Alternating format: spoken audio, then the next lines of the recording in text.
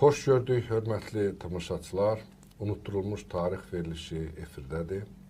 Keçən verilişimizdə Azərbaycan tarixinin ən mühüm məsələlərindən biri Xürrəmilik və bu hərəkatın əsas liderlərindən olan Babək haqqında ümumi bir məlumat verdik.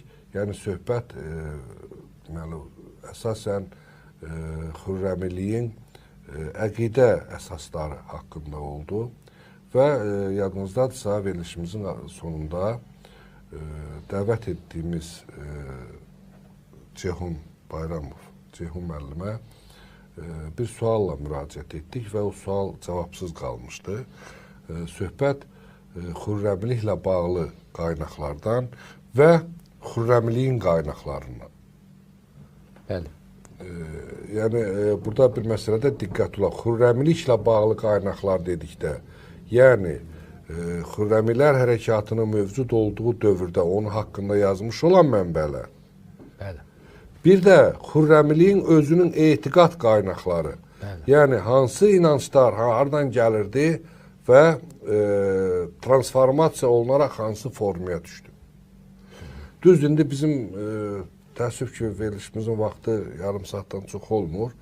Ona görə bu Xürrəmilik məsələsinə tamaşaçıların, eləcə də bütün Azərbaycan xalqının hamısının beynində bir fikir formalaşana qədər təbii ki, verilişlərimiz davam edəcək və Ceyhun müəllimdən də əl çəkən deyilik.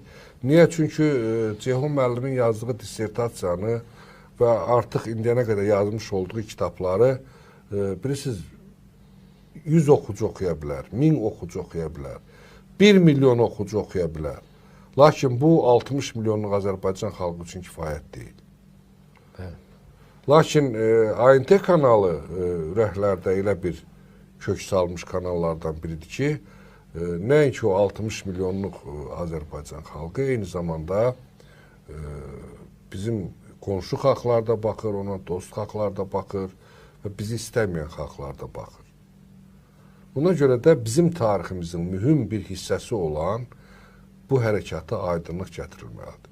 Məsələn, şəxsən mənim yadımdadır ki, haradasa mən 6-cı ya 7-ci sinifdə oxuyanda qonşu Gürcü kəndinə kino gətirmişdilər. O zaman kənd yerində belə idi ki, səyyar kino teatrı idi da, gətirirdilər, klubda göstərirdilər, çıxıb gedirdilər.